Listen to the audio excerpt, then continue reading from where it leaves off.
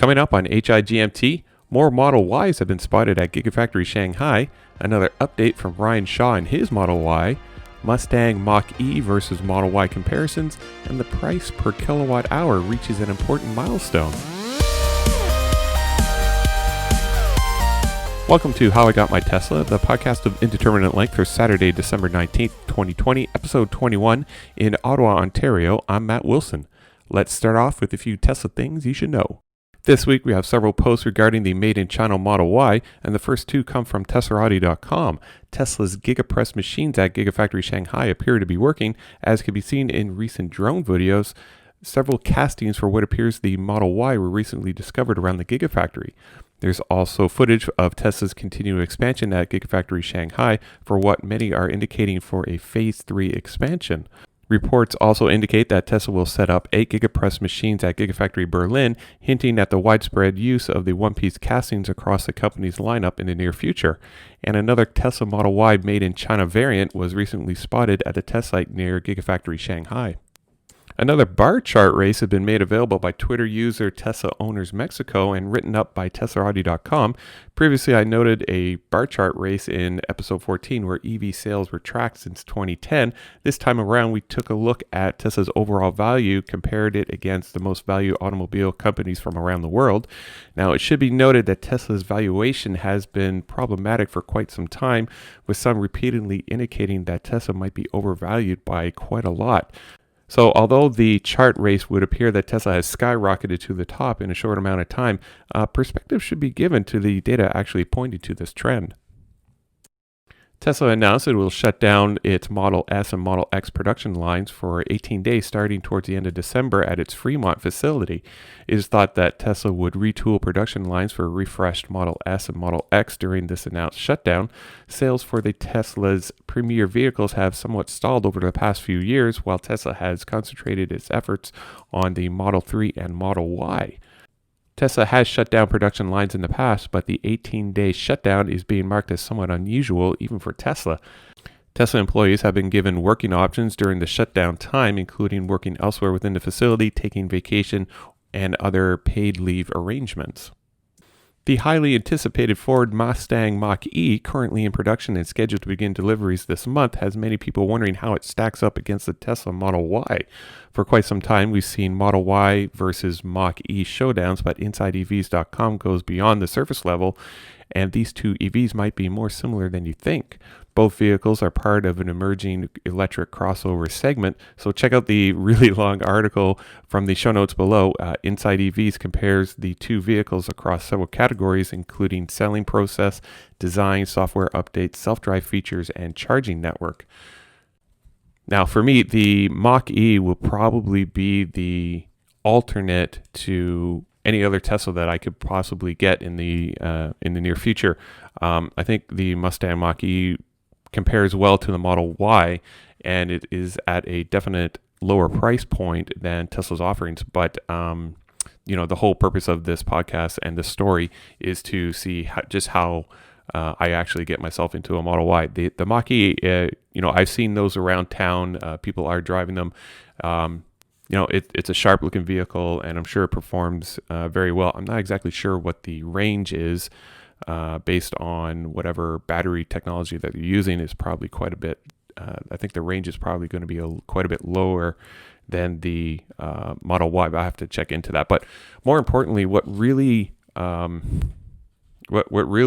has me wondering is, if you were to purchase or lease a Mach-E from Ford, what is the expected maintenance interval for that vehicle? Because as we all know, they're very rarely in the shop for any maintenance whatsoever.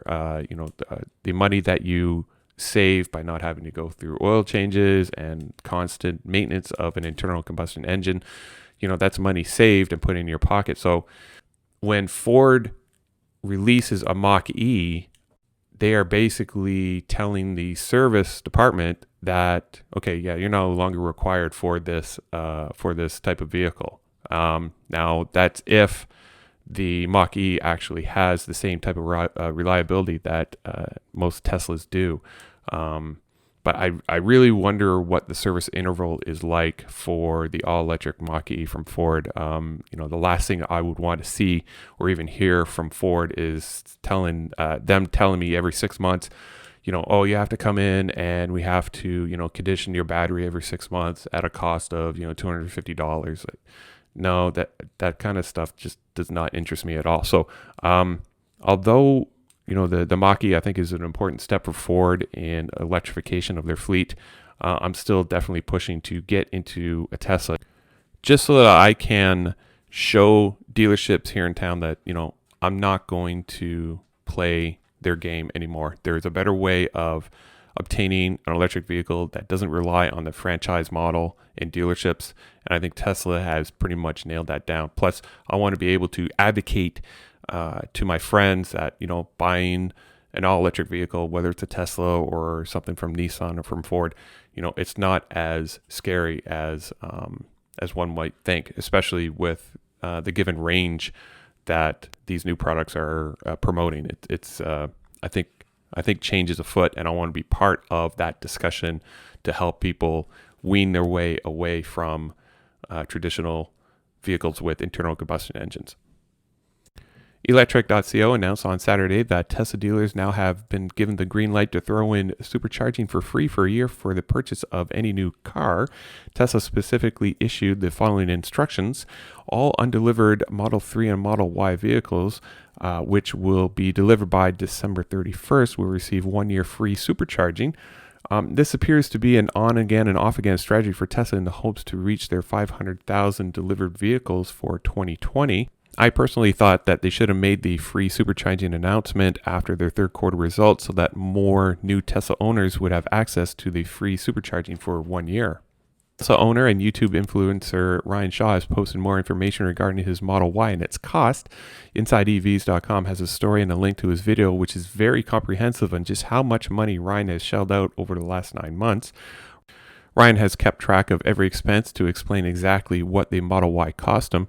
He stated that he made the deposit of $10,000 and that he was not obliged to make. So far, he has paid around $16,000 in 9 months and estimates that he will spend around $68,000 for his Model Y. And our last story this week comes again from Teslarati.com and from Bloomberg NEF's annual battery price survey. The results of the survey indicate that the prices for electric vehicle batteries have dropped from $1,100 per kilowatt hour in 2010 to around $100 per kilowatt hour. This is great news for any manufacturer of EVs, as this price point is now more in line with conventional vehicles with internal combustion engines, which means that more manufacturers will be entering into the EV space. Of course, they will probably entering into the space at a distinct disadvantage compared to Tesla, who already has a huge lead in both manufacturing and technology. And stopping by again at GigaFactory Texas for an update. Thanks again to Jeff Roberts and Joe Tegmeyer for their drone footage. The area surrounding the high-speed stamping plant has almost been completely backfilled, and more concrete columns, beams, and roof panels are now in place at the south end of Building 3 as contractors are moving their way north over the stamping plant. New perimeter wall footings are now being worked on along the east side of Building 3, and structural steel is progressing for Building 2, and new this week is structural steel being assembled for Building 1. Perimeter wall footings continuing along the west side of Building 1, and geopier work is progressing, but the end must be in sight as they progress southward. So definitely check out the great drone footage provided by Jeff and Joe. I think Jeff is there every day, and Joe stops by every second day. So amongst the two of those, there's some really great footage of the activity of the construction site, and it's really amazing to see just how much overall construction is happening on the megapad area where buildings 1, 2, and 3 are going to be occupying. Well, that should pretty much do it for episode 21. If you're looking to purchase a new Tesla and you want 1,000 free supercharging miles, feel free to use my referral program link in the show notes below, or head on over to ts.la/Matthew40942. My current friend is Chatty, still Chatty from Tesla, and I don't have any new friends according to my Tesla account, but that's all right. Hashtag for this episode, let's try hashtag Giga Model Y, and the overall hashtag for this podcast is hashtag HIGMT. And if you have any feedback for me, feel free to throw me an email at howigotmytesla@gmail.com. And as always, you can watch my progress by visiting howigotmytesla.com. You can also follow me on Twitter and Instagram by simply searching for How I Got My Tesla. So thank you for listening. This podcast is produced by Matt Wilson and hosted by Squarespace. Music for this episode is Cascade by Cubby.